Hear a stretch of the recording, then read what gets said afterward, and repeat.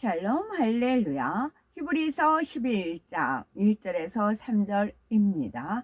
믿음은 바라는 것들의 실상이요 보이지 않는 것들의 증거니 선지인들이 이로써 증거를 얻었느니라.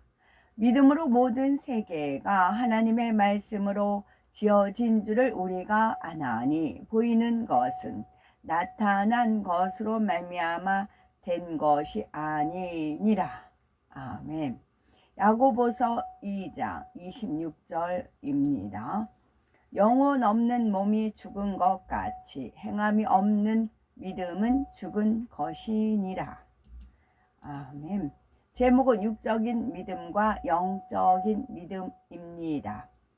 하나님께서 인정하시는 믿음은 보배 중에 보배요. 모든 문제를 해결하며 영의 세계에 들어갈 수 있는 열쇠와 같습니다. 믿음이 있어야 하나님을 기쁘시게 할 수 있고 기도에 응답받으며 천국에 갈 수 있기 때문이지요. 또한 우주 만물의 주인이신 하나님을 언제 어디서든지 만날 수 있는 특권이 바로 믿음입니다. 그런데 믿음은 크게 두 가지로 구분할 수가 있겠죠. 하나님께서 인정하시는 영적인 믿음과 그렇지 않은 육적인 믿음이 있습니다. 여기서 하나님께서 인정하시는 믿음은 보배 중에 보배. 그래서 인정을 거꾸로 하면 정인이에요.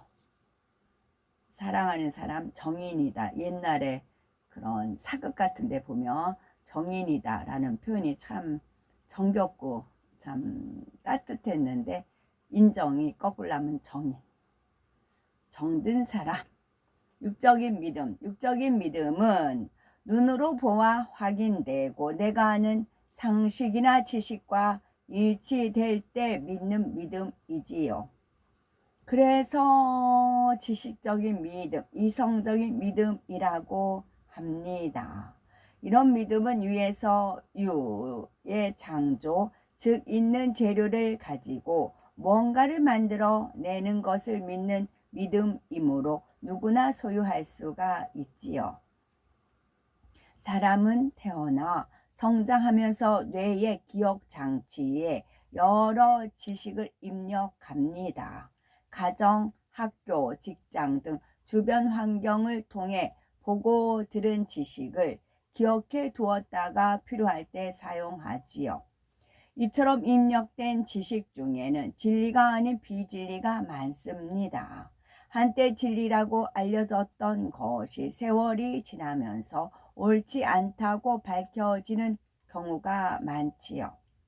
이를 통해서도 세상 지식이 온전치 않다는 것을 알 수 있습니다.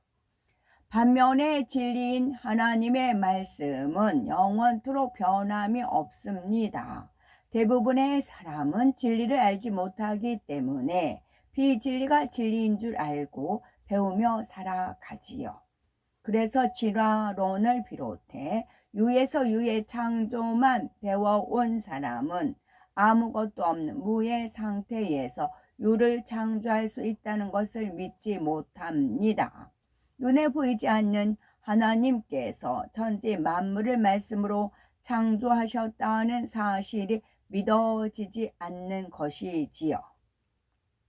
성경을 보면 하나님께서 천지 만물을 눈에 보이지 않는 무 상태에서 창조하셨습니다.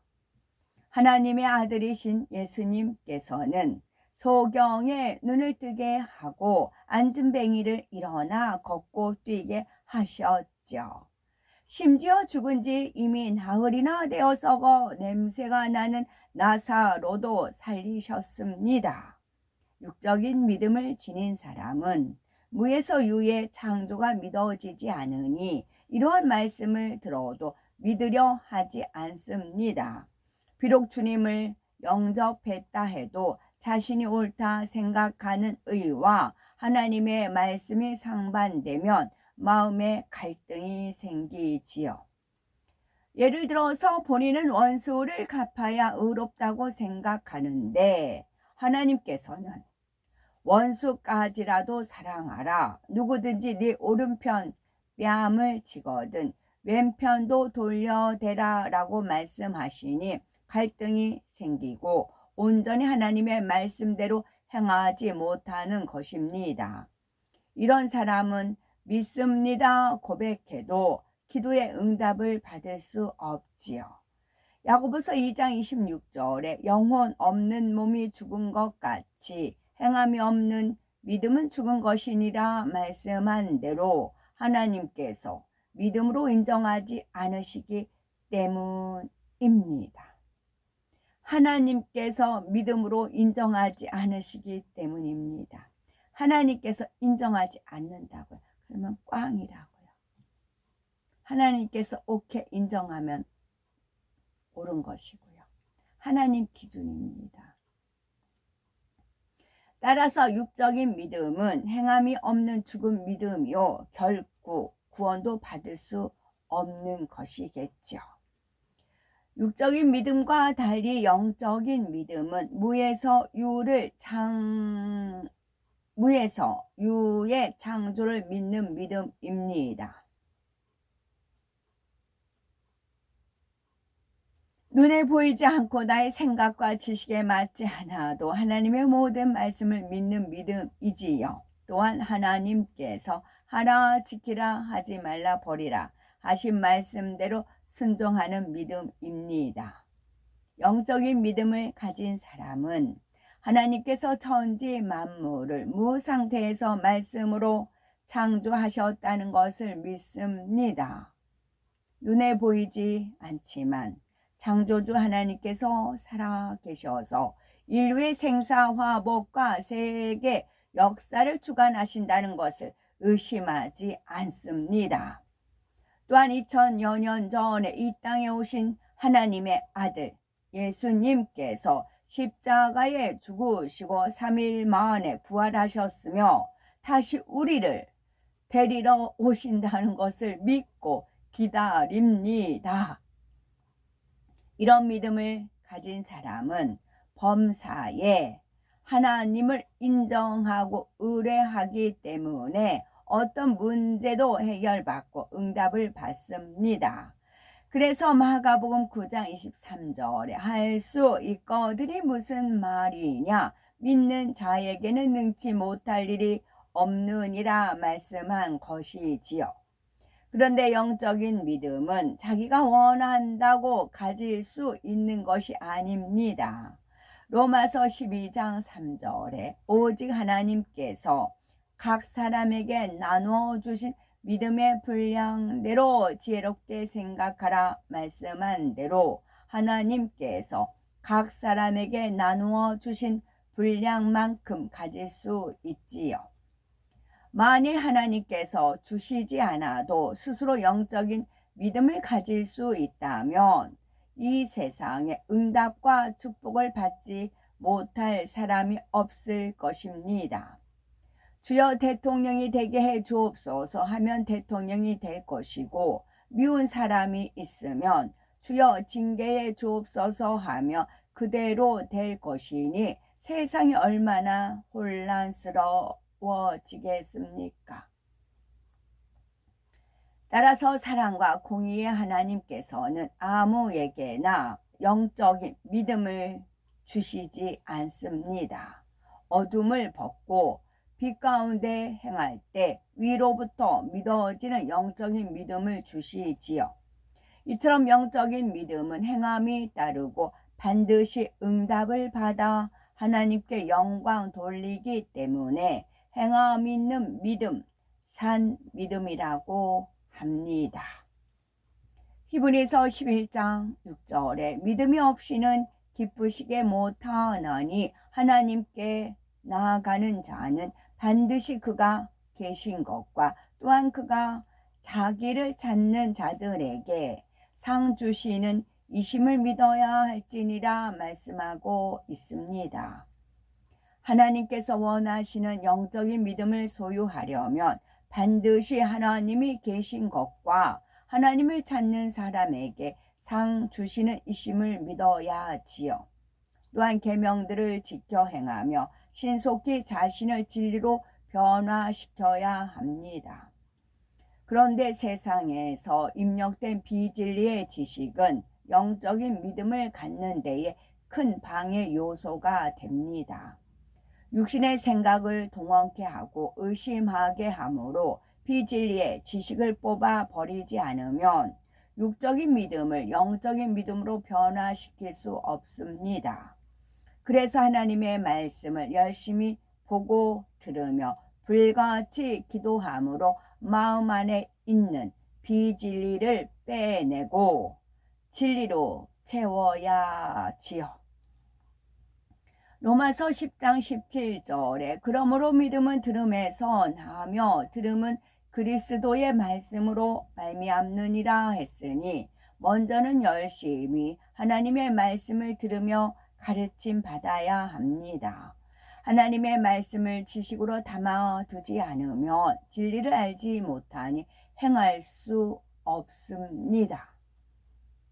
하나님의 말씀을 지식으로 담아두지 않으면 진리를 알지 못하니 행할 수 없습니다. 그러므로 하나님의 말씀을 열심히 듣고 가르침을 받는 것이 매우 중요하지요. 하지만 이에 그쳐서는 아니 됩니다. 만일 하나님의 말씀을 지식으로만 담고 있으면 지식적인 믿음에 지나지 않습니다.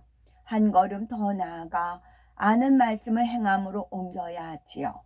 즉 육적인 믿음으로 영적인 믿음으로 바꾸려면 그만큼 행함이 따라야 한다는 것입니다. 가령 어떤 사람이 훌륭한 피아니스트가 되고 싶은데 피아노 교본을 100번, 1000번 읽기만 한다면 피아노를 연주할 수 있을까요? 아니죠. 이론은 해박할지 몰라도 실제 행함으로 연습하지 않았기 때문에 연주를 할 수가 없습니다. 이론을 익히고 열심히 연습해야 훌륭한 피아니스트가 될 수 있는 것처럼 하나님의 말씀을 양식 삼고 행할 때라야 영적인 믿음이 주어집니다. 아브라함도 하나님 앞에 행함으로 온전한 믿음을 내보였기 때문에 하나님의 벗이요 믿음의 조상이라 불릴 수 있었지요. 하나님께서 아브라함에게 독자 이삭을 번제로 바치라고 했을 때 행함으로 순종하지 않았다면 믿음의 조상이 될 수 없었을 것입니다. 그러나 아브라함은 하나님을 진심으로 신뢰했기 때문에 순종함으로 자신의 믿음을 온전히 확증시켜 드릴 수 있었습니다. 이처럼 영적인 믿음을 소유해야 하나님의 인정과 사랑을 받으며 영혼이 잘됨 같이 범사가 잘되고 영육 간의 강건한 축복을 받게 됩니다. 그러므로 하나님께서 기뻐하시는 영적인 믿음을 소유하여 구원 받음은 물론이요 가장 아름다운 천국 새 예루살렘 성까지 침노해 나가시는 아름답고 보배롭고 복된 우리가 되어야 되겠습니다. 아멘. 이삭은 어떤 인물일까요? 아브라함이 100세, 아내 사라가 90세에 낳은 아들입니다. 아브라함이 하나님의 명령에 따라 약속의 신 이삭을 번제물로 바치기 위해 결박하여 죽이려고 했을 때 이삭은 순순히 응했지요. 사랑의 하나님께서는 그를 대신하여 숫양을 준비해 주셨고요. 이삭은 아내 리브가와의 사이에서 쌍둥이 에서와 야곱을 낳은 이삭입니다. 아멘.